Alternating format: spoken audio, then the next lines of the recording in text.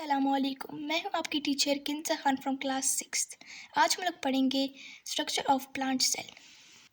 इससे पहले वीडियो में हमने पढ़ा था structure of an animal cell. अगर आपने वो वीडियो मिस की है तो आप मेरे चैनल पर जाके वो देख सकते हैं। आप लोग ये देख सकते हैं, ये है plant cell. The components of plant cell are mitochondria, chloroplast, plasma membrane, cell wall, endoplasmic reticulum, nucleus, central vacuole, Golgi apparatus, plastids. पहले हम पढ़ेंगे सेल वॉल। आप लोग ये बाउंड्री देख सकते हैं, ये सेल वॉल है। ये जो क्या है, ये जगह it is made up of hard substance called cellulose. हम लोगों ने पहले वीडियो में हम लोगों ने एनिमल सेल में पढ़ा था कि एनिमल सेल में सेल वॉल नहीं होता। इसी वजह से तो एनिमल सेल का जो स्ट्रक्चर होता है वो इरेगुलर होता है, और यहाँ पे सेल वॉल है, इस वजह से तो इसका स्ट्रक्चर थोड़ा सा इरेगुलर नहीं है। अब हम पढ़ेंगे प्लाज्मोडेस्माटा। प्लाज्मोडेस्माटा क्या होते हैं, वो एक छोटे छोटे स्मॉल वो होते हैं।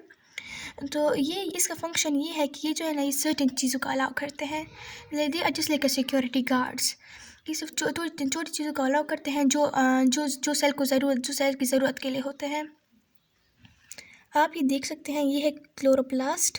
क्लोरोप्लास्ट ये है, ये 2 मेम्ब्रेन से बना हुआ है। आप लोगों ने प्लांट को देखा होगा जो मोस्टली ग्रीन होते हैं। वो क्यों ग्रीन होते हैं, वो इस वजह से ग्रीन होते हैं क्योंकि क्लोरोप्लास्ट के अंदर क्लोरोफिल होता है जो सनलाइट को एब्जॉर्ब करता है। इसके बाद हम लोग पढ़ेंगे प्लास्टिड्स। प्लास्टिड्स ये तो है, ये 2 मेम्ब्रेन्स बाउंड होते हैं और इनका फंक्शन है टू स्टोर फूड। अब आगे हम लोग पढ़ेंगे सेंट्रल वैक्यूल। सेंट्रल वैक्यूल जो है, ये एक लिक्विड टाइप है, जेली फ्लोइंट है। ये इसने 90% ऑफ सेल्स वॉल्यूम को ऑक्यूपाई किया है। इसका मेन फंक्शन है to fill the space in the plant cell. अब हम लोग पढ़ेंगे न्यूक्लियस। इसके अंदर प्रेजेंट है न्यूक्लियस। हम लोगों ने एनिमल सेल में भी पढ़ा था, लेकिन मैं फिर भी समझा देती हूँ।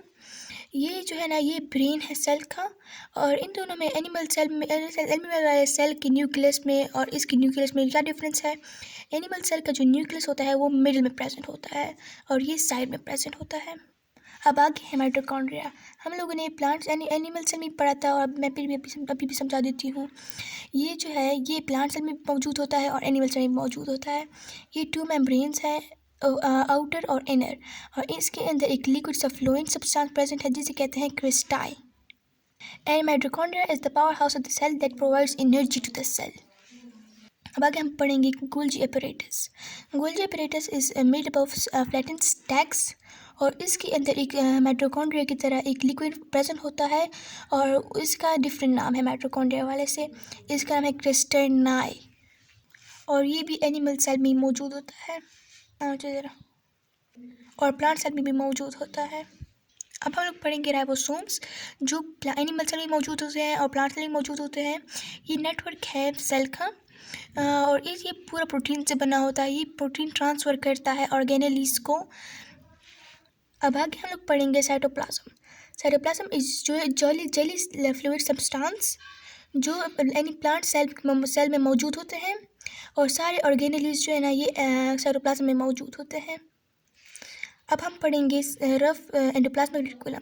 आप लोग ये सोच रहे होंगे कि फिर स्मूथ और रफ एंडोप्लाज्मिक कहाँ गए। ये दोनों जो है ना, ये दोनों एंडोप्लाज्मिक रेटिकुलम के 2 टाइप्स है। एक ये 2 डिवाइडेड हुए हैं, एक स्मूथ है और एक रफ है, और ये नेटवर्क है मेम्ब्रेन्स का। अगर आप लोगों ने मेरी एनिमल सेल की वीडियो अगर आप लोगों ने देखी होगी तो आप लोग सोच रहे होंगे कि उसमें सेंट्रियोल्स थे और यहाँ पे सेंट्रियोल्स नहीं है। क्यों नहीं है? यहाँ पे जो है ना, प्लांट सेल में डिफरेंस है कि वहाँ पे सेंट्रियोल्स होते हैं और यहाँ पे सेंट्रियोल्स नहीं होते।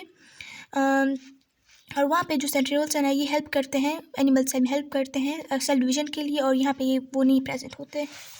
अगर आप लोगों ने मेरी एनिमल सेल की वीडियो नहीं देखी होंगी तो आप लोगों को अभी ऐसे समझ नहीं आएगी, तो आप जल्दी से जाके देख लें, तब आपको इसकी भी समझ आ जाएगी। और अब मैं बताने वाली हूँ डिफरेंस इन दोनों में। Animal cells are generally small, plant cells are generally large.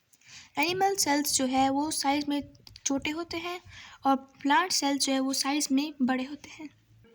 Animal cell range from 10 to 30 micrometres in length. Plant cells range from 10 to 100 micrometres in length. इसका मतलब है कि एनिमल सेल की जो लंबाई होती है वो 10 to 30 माइक्रोमीटर्स होती है, और प्लांट सेल की जो लंबाई होती है वो 10 to 100 माइक्रोमीटर्स होती है। Animal cells come in various sizes and tend to have round or irregular shapes. Plant cells are more similar in size and are typically rectangular or cube shaped. Animal cells जो है ये बहुत ही sizes में होते हैं, कभी round होते हैं, कभी इरेगुलर होते हैं, इनके बहुत साइज होते हैं।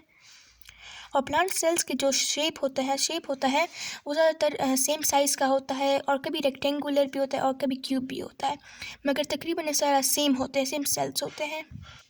Animal cells do not have a cell wall but have a cell membrane. Plant cells have a cell wall composed of cellulose as well as cell membrane.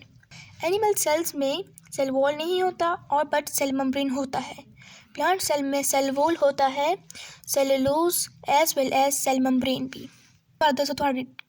Animal cells contain centrioles for the cell division. Plant cells do not have centrioles. Animal cells do not have plastids. Plant cells contain plastids which are needed for photosynthesis. मैंने आपको पहले video में बताया था कि animal cell में plastids नहीं होते और प्लांट सेल में प्लास्टिड्स होते हैं जो फोटोसिंथेसिस के लिए ज़रूरी होता है। फोटोसिंथेसिस क्या होता है? वो एक प्रोसेस है जिसमें प्लांट अपने खुराक बनाता है, वो मैं अगली वीडियो में बताऊंगी। उम्मीद करती हूँ कि आपको मेरी वीडियो की समझ आ गई होगी और अगर कोई भी क्वेश्चन हो तो आप कमेंट बॉक्स में पूछ सकते हैं। आज के लिए बस इतना ही। मेरे चैनल को सब्सक्राइब, लाइक, शेयर करना ना भूलिएगा। अपना ख्याल रखिएगा। अल्लाह हाफिज़।